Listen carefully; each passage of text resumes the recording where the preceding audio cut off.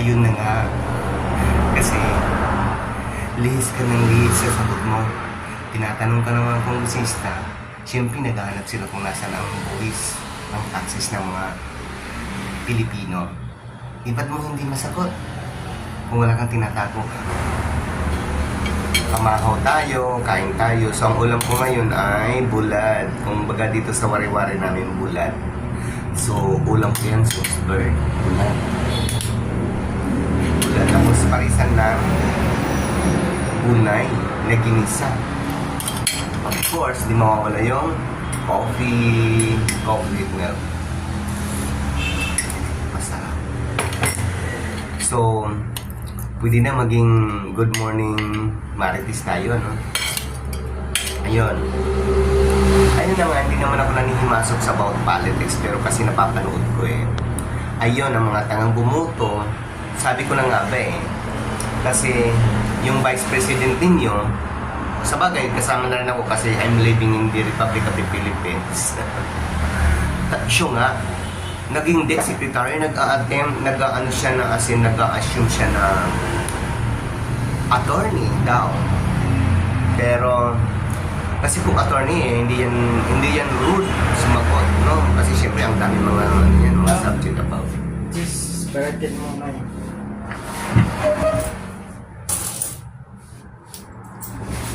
About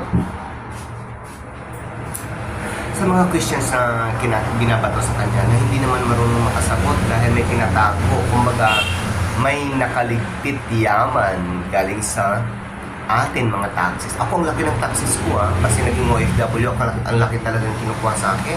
Magpapadala ng pera, bibili ka dito, malaki ang taxes. So, ayun. Kaya yun ang mga, kung pinagmamalaki nila, yung daw, pwede na mag-presidente, bumaba na daw ang BBM, ang mahal namin na presidente na BBM, bumaba na raw, kaya hindi marunong. Daw, palitan na daw kay Sara. Excuse me, alam nyo ba, naging na yun? Kasi, blood is thicker than water. Yung BP na yan, mana sa tatay niyang hambugero, mapangmuyayaw, bubuyayaw, yung mga kabataan, nakaka-influence sa mga kabataan na nag-ano siya sa madlang people, sa station, sa radio station, sa TV station, nagagaya siya dahil sa pang utang, ganyan-ganyan na mga words na ginagamit niya sa atin, ng mahal niyang Ivan. So, ayun. Kaya dapat hindi yan tularan. Kayo mga tangang mga supporter ng Duterte family, huwag kayong magpakatanga. Dahil alam niyo ba, nagkagulo dahil kay Kibuloy, dahil kay mga Duterte yan. Oo. Devil kasi, mga devil. Kaya yun. Imagine kinukubiran nila yung Kibuloy na yun. May-ari daw ng Panginoon, may-ari daw ng sanlibutan, ng earth. Samantala, isa lang may-ari, yung God lang natin.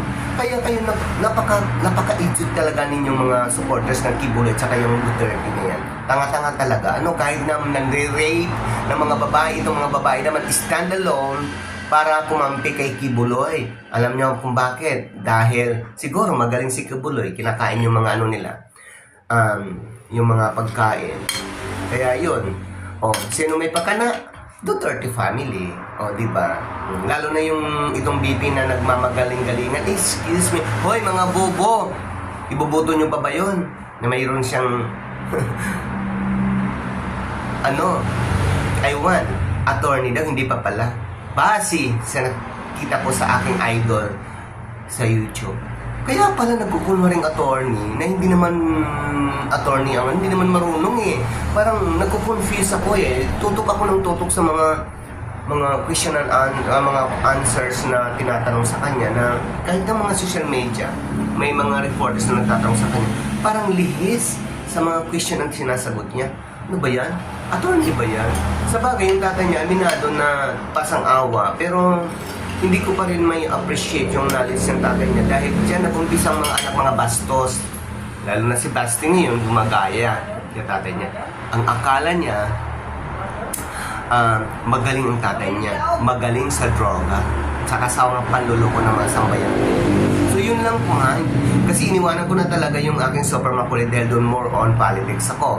Nagpunta ako dito sa all the way 2024 kahit ano papasokin ko. Basta yun lang, paalala ko lang sa mga idiot na mga kababayan ko, huwag nyo nang iboto yung Duterte dahil mga tanga yan.